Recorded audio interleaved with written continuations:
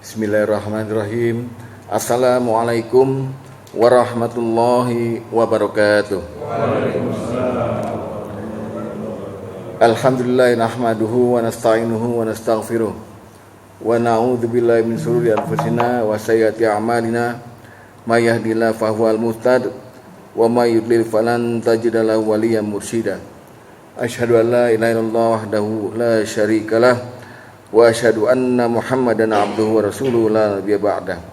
Allahumma fashalli wa sallim wa barik ala Muhammad wa ala alihi washabihi wa mawalah wa la haula wa la quwwata illa billah.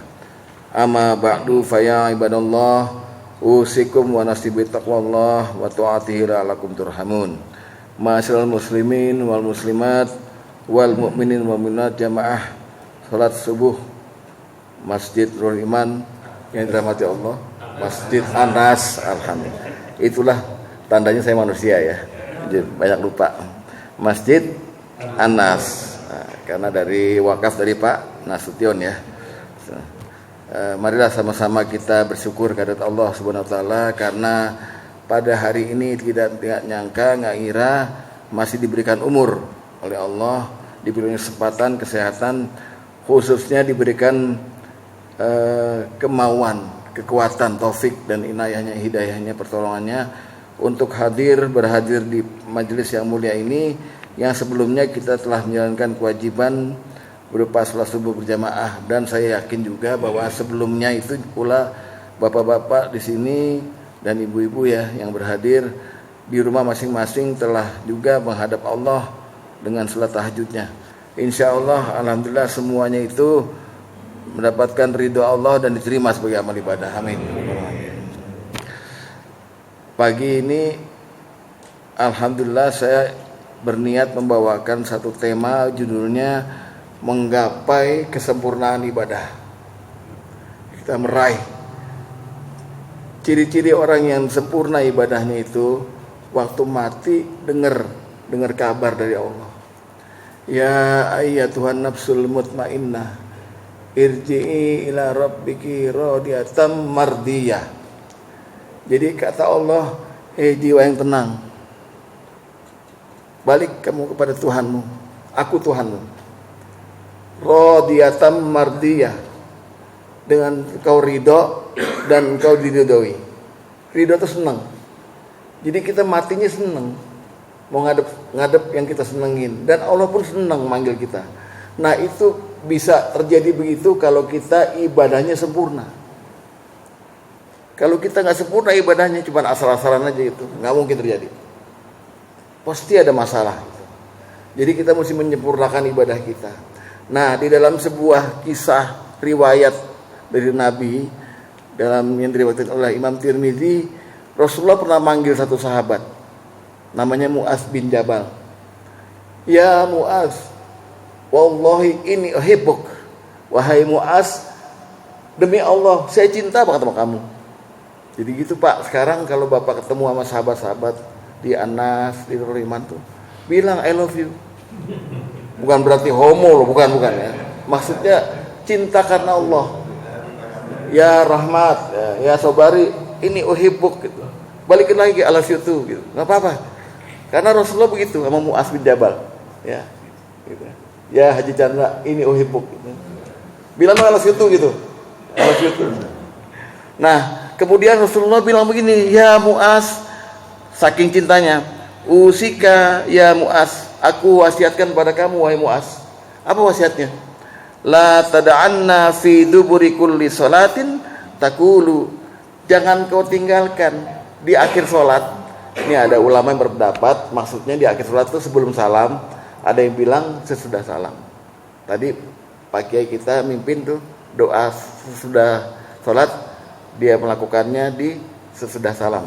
Jangan lupa Mu'adz, kamu ngomong begini nih sama Allah nih, fi kulli duburi salatin, Allahumma a'inni ala zikrika wa syukrika wa husni ibadatik. Tiga ini dasar-dasar kita hablum minallah. Apa itu? Ya Allah, aku minta tolong padamu supaya aku bisa berzikir padamu. Kedua, supaya aku bisa bersyukur padamu. ketika supaya aku bisa beribadah dengan baik padamu. Nah, husni ibadatik inilah yang namanya ibadah dengan sempurna. Kita mesti raih itu, Pak. Nilai kita di hadapan Allah tuh mesti bagus, cepet. Jangan 60 mati, wah bener, 30 mati, wah nggak bisa. Harus 100. Ya. Jadi 3 itu. Kita minta supaya kita bisa zikir dengan sempurna, bisa syukur dengan sempurna, bisa ibadah dengan sempurna. Zikir dengan sempurna, balasannya luar biasa. Allah akan cinta sama kita. Dalam satu hadis qudsi Allah berkata, "Ana jalisu man zakaruni." Aku nih, kata Allah, duduk bersama orang yang zikir padaku. Maksudnya Allah membacking, Allah backup orang yang zikir. Bilang aja subhanallah, Allah duduk di samping kita. Luar biasa zikir itu. Bahkan zikir itu satu gateway, satu gerbang untuk membuat kita tidak pernah dilaknat lagi oleh Allah. Dalam sebuah hadis Rasulullah berkata, "Ad-dunya mal'unatun." Dunia itu dilaknat. Dilaknat kita ini semua. Wa mal'unum ma fiha, dan dilaknat semua isinya. Isi dunianya kita ini dilaknat, illa zikrullah wa mawala, kecuali zikir pada Allah dan segala sesuatu perbuatan yang berkaitan dengan zikir, nggak akan dilaknat. Jadi zikir pada Allah itu luar biasa, Pak. Pertama, sempurnanya orang tuh zikir. Sebut aja. Jadi zikir tuh maknanya banyak, Pak. Ada 8 maknanya. Yang paling utama zikir tuh mengingat Allah dan menyebut nama Allah. Bapak sebut aja. Lagi nyetir, subhanallah, alhamdulillah, la ilaha illallah, Allahu akbar. Bahkan beberapa zikir itu menyebabkan Bapak bisa mendapatkan husnul ma'ab. Tadi Ustadz dalam surat Ali Imran menyebut wa innahu husnul ma'ab, dan di sisi Allah ada tempat kembali yang baik. Husnul ma'ab tuh masakinat thayyibah. Bapak dapat apartemen di surga. Kalau nggak pernah zikir, ya ada gedek rumahnya, triplek pintunya di surga. Surga juga, ya. Jadi mari zikir. Kedua, syukur. Syukur yang sempurna itu dengan 6 langkah. Nah, maka itu satu, mengucapkan alhamdulillah, memuji Allah. Kedua, meyakini bahwa semua nikmat datangnya dari Allah. Ketiga, menggunakan nikmat itu taat. Keempat, qanaah, puas dengan apapun, mau sedikit, mau besar, puas saja. Ya kan? Yang kelima, kemudian Bapak menyebut nikmat itu di hadapan orang lain. Fa amma bi ni'mati rabbika fahaddits. Itu syukur juga. Ya kan? Dan lain dan sebagainya. Nah, terakhir husni ibadatik. Ibadah yang sempurna. Kita minta sama Allah tuh rupanya Rasulullah ngajarin supaya kita bisa beribadah dengan sempurna. Wa husni ibadatik. Paralel dengan perintah Allah. Ya ayyuhalladzina amanu khulu fi silmi kafah. Wahai orang yang beriman, masuklah Islam kamu ke dalam kafah, secara total, secara sempurna. Wala tattabi'u khutuwati syaitan, innahu lakum aduwwum mubin. Jangan kamu ikuti langkah-langkah setan, karena setan itu untuk kamu sebagai musuh bagimu. Jadi kita ini dipaksa, didominasi, diindoktrinasi, diintimidasi oleh Allah langsung supaya kita itu jangan ikut langkah setan. Tapi udkhulu fi silmi kafah. Masuk kamu ke dalam Islam secara kafah. Masuk beneran. Nah, bicara Islam, bicara ibadah dalam Islam. Ibadah dalam Islam yang sempurna itu rukun Islam. Maaf. Handphone saya bunyi kayak Rolling Stone, maaf. Bicara Islam, bicara rukun Islam. Ibadah dalam Islam itu cuma 5 sebenarnya. Ibadah mahdoh. Semua di luar itu ibadah sunnah atau ibadah ghairu mahdoh, ibadah yang aturannya diatur tapi nggak komplit seperti ibadah mahdoh. Jadi karena Islam itu dasarnya yang 5 ini, bunyal Islamu ala khamsin. Islam itu dibangun atas 5 perkara. Nah, kita mau menggapai kesempurnaan ibadah dengan 5 rukun Islam ini. Pertama, syahadat. Syahadat itu yang sempurna gimana? Syahadat itu kan sumpah, Pak. Syahadat itu meyakini, bersaksi bahwa nggak ada Tuhan selain Allah. Itu pegang sampai mati, pegang. Jangan bergeser, Pak. Al-Quran memperingatkan banyak mengenai itu. Contohnya dalam surat Al-Baqarah, Fala taj'alu lillahi andada wa antum ta'lamun. Jangan kau adakan sekutu bagiku, kata Allah, sedang kamu mengetahui itu salah.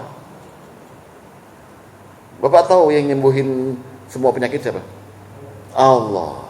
Yakin tuh syahadatnya bagus tuh. Tapi Bapak ngobrol sama orang nih. Lu kalau sakitnya dokter sono paten dokternya. Atau obat ini. Nah itulah. Bergesernya syahadat kita, hati-hati. Melalui perbuatan, melalui lisan, dan melalui hati. Sempurnanya ibadah kita kalau kita betul-betul memegang la ilaha illallah. Pegang itu Pak. Nabi Musa pernah sakit gigi. Giginya sakit sampai bengkak. Lalu berobat kemana-mana, nggak sembuh. Lalu dia memohon pada Allah, munajat, ya Allah, udah berobat kemana-mana nih, nggak sembuh. Kata Allah, ya Musa, kamu keluar rumah, di seberang rumahmu tuh ada rumput. Kamu makan rumput itu, maka kamu segera sembuh. Dicoba sama Musa alaihissalam. Benar. Begitu makan rumput itu, sembuh penyakitnya. Alhamdulillah, dia puji Allah. 3 bulan kemudian, kamu lagi giginya sampai bengkak gitu. Dia tahu, ingat, Allah kasih obat itu, rumput itu. Ya. Dia ingatnya rumput itu kan, maka dia makan rumput itu, nambah bengkak Pak, nambah sakit. Dia makan lagi nambah sakit. Dia bilang sama Allah, ya Allah, kenapa ini kok aku dikasih obat sama engkau 3 bulan yang lalu sembuh, sekarang tidak. Musa, waktu 3 bulan yang lalu kamu ingat aku, tapi sekarang kamu sakit, kamu ingat rumput itu. Coba minta tolong sama rumput itu. Bisa apa dia? Paham Pak? Jadi tauhid kita itu yakin bahwa Allah segalanya. Allah lah tempat bergantung. Allahus samad gitu. Jangan menggeser keyakinan ini kepada makhluk. Nah itu syahadat yang sempurna. Jadi rukun Islam pertama, kita sempurnakan syahadat kita. Kalau kita bisa sempurnakan, pegang ini dalam hati kita, insya Allah matinya enak. Karena Rasulullah berkata, man kala akhirul kalami la ilaha illallah dakhalal jannah. Siapa yang di akhir hayatnya berkata la ilaha illallah dengan keyakinan yang mantap gitu, surga dia. Hanya pegang la ilaha illallah. Jadi sempurnakan syahadat kita dengan baik. Jangan coba-coba untuk beribadah tapi kita untuk selain Allah. Dalam Al-Kahfi ayat terakhir Allah menyebut, Allah berfirman, "Famay yarju liqa'a rabbi." Siapa yang mau ketemu sama Allah dengan selamat gitu, fal ya'mal amalan sholihah. Maka beramalah dengan amal soleh. Fala yusyrik fi ibadati rabbi ahada. Tapi jangan kamu sekutukan Allah dalam beribadah padanya dengan apapun juga. Ya, jadi ini pertama. Kalau kita pernah ke dukun Pak, sekarang tobatlah. Kalau kita pernah pakai jimat Pak, sekarang bertobatlah. Termasuk bagian dari syirik. Juga syirik khafi, syirik kecil. Syirik kecil ini nggak kelihatan, tapi ada di hati kita. Rasulullah pernah berkata, innama akhfafa wa ta'khawafu ala ummati asyirku bi. Sesungguhnya yang paling aku khawatirkan dan aku cemaskan pada umatku adalah syirik pada Allah. Syirik pada Tuhan. Ala, ketahuilah, aku sedang tidak bicara soal syirik itu menyembah patung, menyembah matahari, menyembah bulan. Tapi syirik yang aku maksudkan adalah walakin amalali ghairillah. Engkau beramal, beribadah itu bukan untuk Allah. Bukan untuk Allah. Terus wasyahwatan khafiyah, tapi di hatimu ada maksud tertentu. Saya pernah contohkan di sini. Bapak ada mertua nginep di rumah. Enggak biasa ngaji Bapak, malam-malam jam 2 bangun. Supaya mertuanya bangun gitu loh. Wah, nih mantu gue nih kori mantu gue gitu. Itu syirik tuh. Karena ria. Jadi syahadat kita pertahankan, tidak ada selain Allah. Maknai la haula wala quwata illa billah.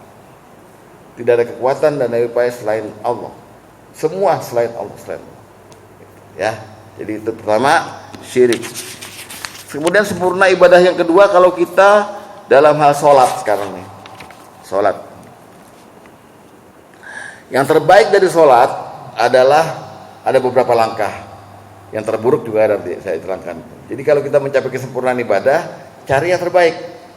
Nah, apa yang terbaik yang untuk sholat pertama kali? Tolong Bapak betulkan sekarang, sholat yang terbaik adalah sholat yang untuk Allah. Ibu-ibu ada nggak? Ibu-ibu suka sholat duha, bapak-bapak juga. Coba deh dipikirin di duha apa coba? Hah? Kerja? Nah, salah dong berarti. Kalau hadisnya yang benar tuh, Allah pernah menjamin memang. Barang siapa yang menyempatkan diri duha padaku, aku jamin sampai ntar sore. Tapi Allah nggak bicara duit, jamin. Siapa tahu jam 2 di buku takdir, jam 2 siang, Bapak kena stroke ya saya. Nah kalau dengan duha, Allah bisa tingkah itu. Saya jamin hidupnya sampai sore. Bukan berarti harta aja, tapi kesehatan semuanya gitu loh. Nah jangan duha Bapak kemudian ngambil hadis ini, bilang ntar rezeki banyak nih. Kalau gue duha rezeki banyak. Ngarep-ngarep. Hati-hati termasuk penyimpangan tuh. Fasalli li rabbika, kata surat Al-Kautsar. Maka salatlah kamu li rabbika, karena Tuhanmu, bukan karena apa-apa. Karena Tuhanmu. Karena Tuhan mewajibkan, karena Tuhan menjanjikan. Pokoknya fasalli li rabbika. Itu adalah sholat yang terbaik, Pak. Yang tertinggi nilainya. Kita sholat untuk Allah. Sholat untuk Allah. Yang kedua, sholat yang terbaik adalah sholat yang khosyi'un. Sholat yang khusyuk. Khosyi' itu artinya sebenarnya kan takut ya Ustaz. Takut betul, takut. Kita takut. Terus Sayyidina Ali ditanya, kamu tuh wudu tuh lama banget. Ali kalau wudu lama Pak, ragu-ragu terus.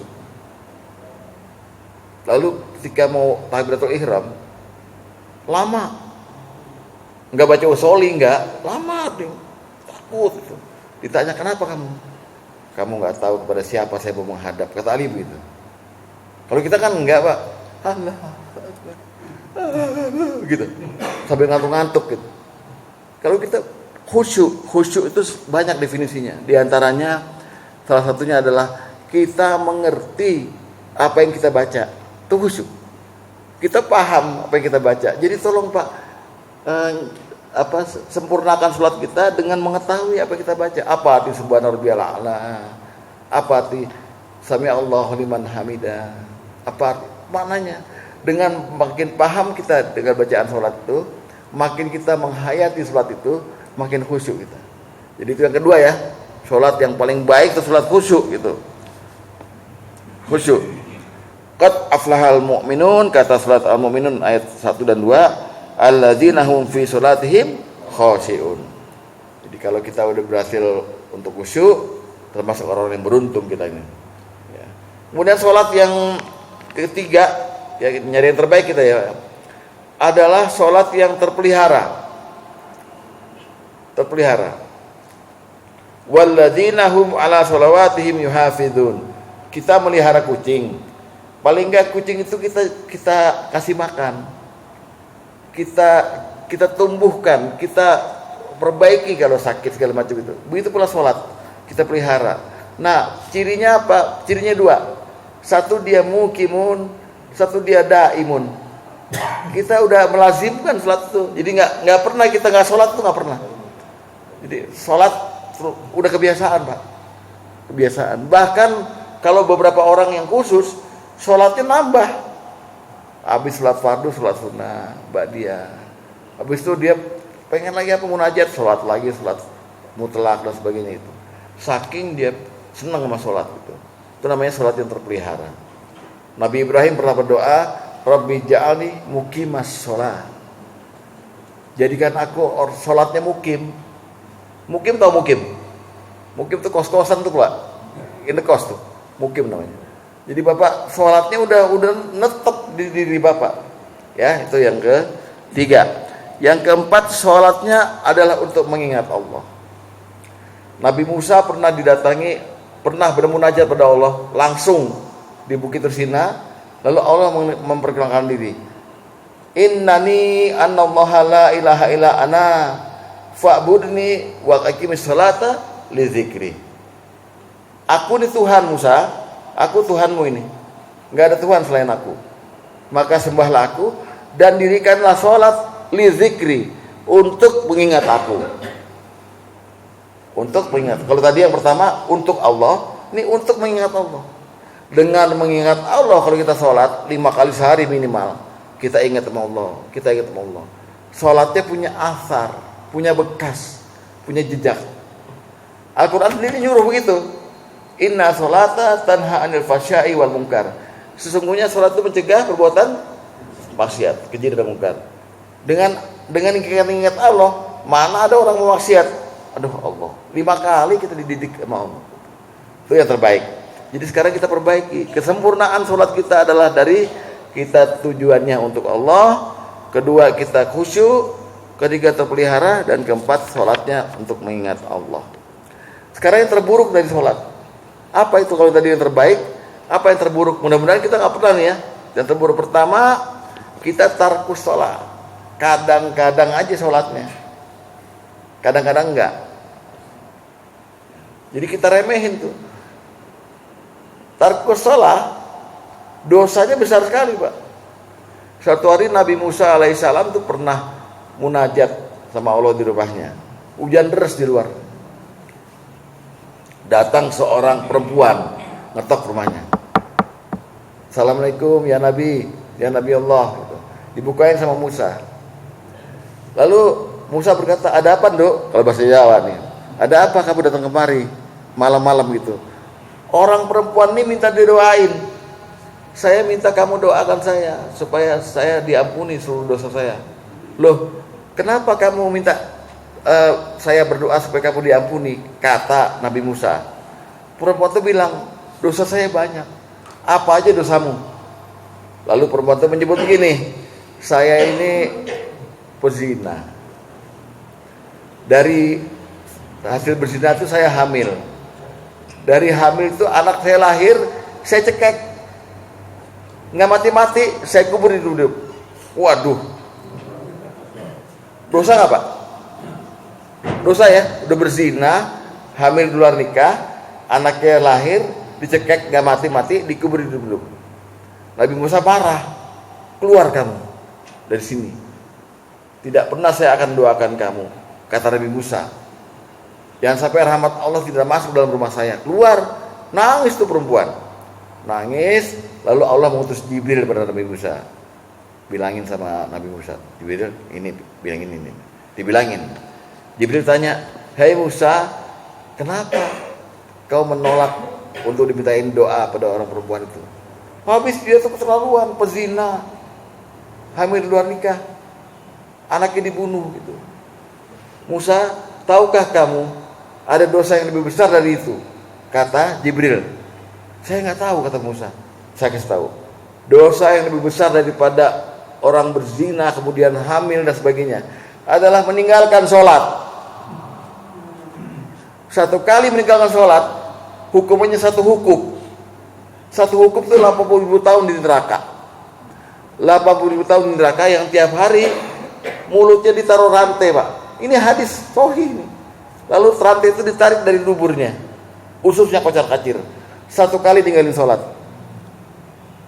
Dalam beberapa hadis disebut orang yang minum alkohol, setetes khamar masih ada dalam perutnya itu, 40 hari nggak diterima sholatnya. Sama dengan dia meninggalkan sholat kan, 200 kali sholat, berapa tahun di neraka itu. Jadi jangan sampai kita menyia-nyiakan sholat. Tarkus sholat, meninggalkan sholat, jangan sampai. Ya Pak ya, itu pertama yang terburuk. Yang kedua, sholat yang jelek yang kita nggak boleh kita lakukan adalah sholat yang kusala waria annas, sholat yang malas dan yang ingin dilihat manusia. Contoh, ya ini bukan bapak-bapak, nggak ada di sini yang ria, yang kusala. Ini saya kasih contoh aja. Masjidnya Anas ya, jamaah satu orang datang, terus dia sholat dulu tahiyatul masjid, lalu sholat syukrul wudu, sholat qobliyah, bacaannya jadi imam lagi, bacaannya panjang, fasih, lalu habis itu sholat lagi itu. Ternyata di hatinya ada pengen dilihat jadi alim gitu loh. Oh, supaya orang lihat, orang tahu dia alim. Ya kan, artinya ada riak di sini. Tapi sampai rumah nggak pernah sholat sunnah, kusala, males. Suratnya pun surat kulhu kuliah Anas. Di sini nggak ada yang begitu kan? Oh, semuanya begitu. Ada juga. Nah, nggak boleh itu Pak. Itu namanya kusala dan ria. Males. Kalau di tempat umum dia jadi rajin dan ayatnya panjang-panjang. Walau perlu Al-Baqarah tuh Isa, ya kan? Tapi sampai rumah inna a'tainakal kautsar fasholli lirabbika wan. Udah.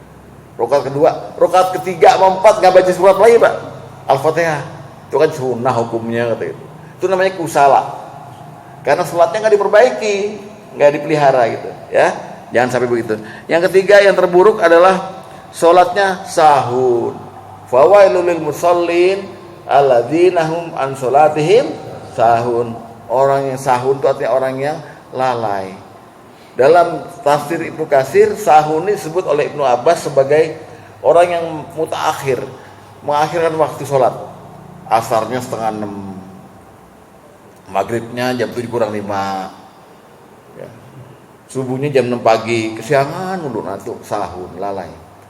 Jadi tolong pelihara dengan baik sholatnya, karena ukurannya adalah husni ibadatik. Ibadah kita sempurna melalui syahadat tadi dan melalui sholat.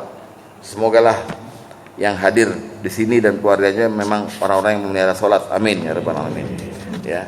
Terus yang terburuk yang terakhir adalah sholat juga, tapi maksiat juga. Sholat juga rajin, maksiat jalan terus. Ini yang buruk nih, ya. Karena dia nggak punya jejak sholatnya. Kalau kita sholatnya khusyuk, takut sama Allah, pasti nggak pernah maksiat. Jadi yang kelima ini hati-hati, karena sholat juga, maksiat juga, itu yang terburuk.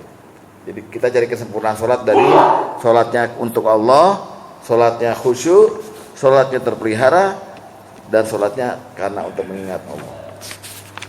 Lanjut kepada puasa, ya.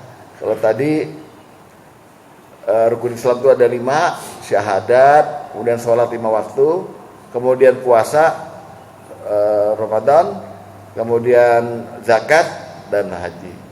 Gimana tuh yang terbaik di puasa? Kalau kita mau dapat kesempurnaan ibadah puasa itu, imanan wa ihtisaban. Itu doang. Puasa yang baik itu puasa yang karena iman dan ihtisaban, dan dia penuh perhitungan. Jadi jangan sampai puasanya gagal, ya. Puasa yang begitu yang terbaik. Kemudian disebut juga oleh Imam Al-Ghazali dalam Ihya Ulumuddin, puasa yang kayak gini ini puasa yang khusus. Beliau menyebut wa amma shaumal khusus wa huwa shaumus sholihin. Puasa khusus itu puasa orang-orang soleh, di mana fahuwa kafful jawarih anil isma. Dia menjaga setiap anggota badan dari dosa. Ya. Jadi puasa terbaik mesti kita raih, puasa yang imanan wa ihtisaban. Sebaliknya yang terburuk dari puasa adalah puasanya yang ditolak oleh Allah. Jadi puasanya Allah tolak gitu. Kenapa Allah tolak? Rasulullah berkata wal malam yada qala zur wa amalan bih wal jahla falaisa lillahi hajatun fi ayyada'a tu'aman wa syaraba. Siapa yang di puasanya itu ngomong kotor, kemudian berbuat sesuatu yang membatalkan puasa itu, Allah nggak butuh puasanya, Allah tolak. Ya, jadi Bapak sekarang puasanya kan udah sering nih di bulan Ramadan kemarin banyak sekali mubalik yang mencengin supaya Bapak puasanya tuh bagus itu. Yang ini saya ingetin lagi sekarang. Sempurnanya ibadah kita puasa adalah puasa yang tidak ditolak oleh Allah. Kemudian terburuk yang kedua, orang puasa di bulan Ramadan itu nggak diampunin. Terugi Pak. Ya, ini sering nih terjadi. Kita coba mentingin sahur, buka taraweh itu. Tapi lupa kualitas puasa kita nggak kita jaga gitu. Sehingga membuat kita tuh nggak diampuni oleh Allah. Suatu hari Rasulullah pernah khutbah Jumat di akhir bulan Sya'ban. Tapi sebelum naik ke tangga mimbar ini, Rasulullah berkata, amin, amin, amin 3 kali. Sahabat ya heran gitu ya, apaan yang diaminin gitu.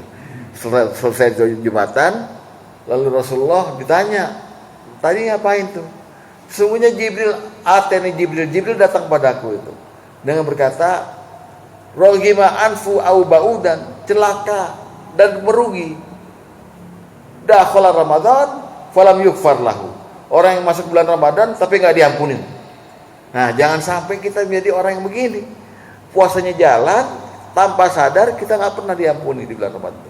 Ya.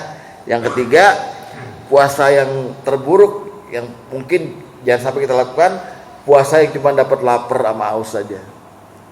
Semuanya dilanggar. Semua dilanggar. Puasa gibah. Puasa nonton yang ono, bukan nonton yang biasa, nonton yang ono. Puasa apa? Dilanggar semua. Nah, itu puasa yang hanya dapat lapar dan haus saja. Enggak dapat pahala, enggak dapat diampuni. Itu mengenai puasa. Nah, jadi saya alhamdulillah sudah menguraikan tentang kesempurnaan ibadah syahadat, sholat dan puasa. Yang ketiga, yang keempat adalah mengenai zakat. Nah, ini apa yang terbaik dari zakat kita, yang sempurna kita? Dalam surat Al-Mu'minun disebut walladzinahum lizzakati fa'ilun. Orang-orang yang sempurna itu, orang yang zakatnya fa'ilun. Zakatnya dihitung banget gitu sama dia. Bukan cuma ditunaikan, dihitung. Selama ini yang kita tahu, ya mungkin bukan orang sini ya, orang sini paham ya, adalah zakat fitrah aja kita tiap tahun. Berarti udah bayar zakat gitu. Ya kan? Betul begitu memang. Zakat fitrah itu memang zakat untuk semua muslim. Enggak terkecuali kecil, besar, udah usaha atau belum. Pokoknya zakat fitrah wajib. Seolah-olah dia itu zakat tuh badan. Kayak pajak gitu. Ya. Zakat. Tapi ada juga zakat-zakat lain Pak yang mesti kita hitung. Namanya zakat mal, zakat harta. Yang zakat itu banyak macamnya. Misalnya kita punya uang. Dulu zaman Rasulullah emas dan perak. Zaman sekarang uang lah. Emas perak juga boleh. Ada zakatnya. Kemudian zakat rikas wa ma'din, zakat barang temuan dan galian. Kemudian zakat zur, zakat tanaman. Kemudian zakat hewan, zakat ternak. Kemudian zakat penghasilan atau zakat profesi. Zakat perdagangan. Ilun. Jangan nggak ngaku Pak. Jangan nggak ngaku kita punya harta. Jadi, nah yang terburuk kalau kita nggak mau keluarin zakat, sehingga kita jadi orang yang bakhilin, orang yang bakhil. Itu risikonya berat Pak, orang bakhil. Dulu pernah ya saya menguraikan bakhil di sini ya. Di mana risiko yang paling buruk adalah di neraka nanti harta yang kita bakhil itu disetrika di kita, ditancepin di kita lagi, ditatok di kita itu. Bakhil, di jidat, di punggung segala macam gitu. Jadi menghindari itu, sempurnakan ibadah zakat kita dengan menghitung dengan baik. Bapak nggak bisa ngitung, lari ke ustadz, lari ke kiai, pasti bisa dihitungin. Zakatnya berapa segala macam gitu. Jangan sampai kita lari dari situ. Yang terakhir, kesempurnaan ibadah kita ditandai dengan haji. Haji juga. Bapak nggak usah khawatir. Kalau saat ini Bapak nggak ada harta untuk berangkat itu, niat aja. Buka niat aja. Ya. Kan semua pengen haji kan? Semua pengen haji, niat dulu. Ya. Bagi yang berhaji, alhamdulillah. Kalau mau berangkat lagi silahkan. Tapi yang belum berangkat ini niat dulu Pak. Percayalah Allah akan membantu Bapak. Insya Allah terijabah untuk berangkat ke sana. Jangan kita membuat statement yang ngada-ngada nih. Ya, gue tukang becak doang. Mana bisa haji? Selamanya Bapak nggak akan haji. Haji dulu. Yang penting niat dulu gitu. Nah, yang terbaik dari haji adalah hajjul mabrur. Haji haji mabrur itu terbaik. Itu kita mesti kita gapai, jangan nggak digapai gitu. Jadi amalan paling utama tuh haji mabrur yang terbaik itu. Yang terburuk haji mardud, haji yang ditolak oleh Allah. Nah, Rasulullah pernah ditanya, mal birruhu ya Allah, ya Rasulullah, orang-orang haji mabrur itu apa cirinya gitu. Cirinya 3 orang haji mabrur itu. Pertama, cirinya adalah dia memberi makan. Jadi nggak pelit sama sesama. Kata Rasulullah, ita'amut ta'am, dia memberi makan. Yang kedua, watibul kalam, dan omongannya baik terus sih. Omongnya thayyib terus. Lisannya terjaga. Yang ketiga, wa ifsya'us salam, dan dia menebarkan keselamatan. Salam ke semua orang. Ya, jadi itu haji yang diharapkan pulang dari sana bawanya apa? Manfaat buat orang lain. Dan oleh-oleh haji yang paling tinggi nilainya adalah yang Bapak omongkan di haji itu loh. Labbaik Allahumma labbaik, labbaik la syarika lak labbaik, innal hamda wa ni'mata laka wal mulk la syarika lak. Saya enggak syirik ya Allah. Engkau cuma satu. Saya enggak syirik. Pegang itu, Pak. Sampai mati. Sesuai dengan yang pertama tadi, syahadat. Jadi ini muter aja rukun Islam nih. Bapak syahadat, salat, haji, balik lagi ke syahadat, balik lagi. Pegang itu dengan baik. Oleh-oleh dari haji paling bagus tuh la syarikalah. Ya, karena Bapak bersumpah di situ. Nah, demikian. Semoga ada manfaatnya. Jadi yang sudah saya terangkan ini adalah kesempurnaan ibadah kita mesti kita raih. Karena kita minta sama Allah, Allahumma a'inni ala zikrika wa syukrika wa husni ibadatik. Di samping itu ada perintah juga dari Allah, udkhulu fi silmi kafah. Masuklah Islam secara sempurna, secara total. Wala tatabi khutuwati syaitan, innahu lakum aduwwun mubin. Jangan ikut langkah setan karena dia akan sebagai musuh bagimu. Semoga ada manfaatnya. Wassalamualaikum warahmatullahi wabarakatuh.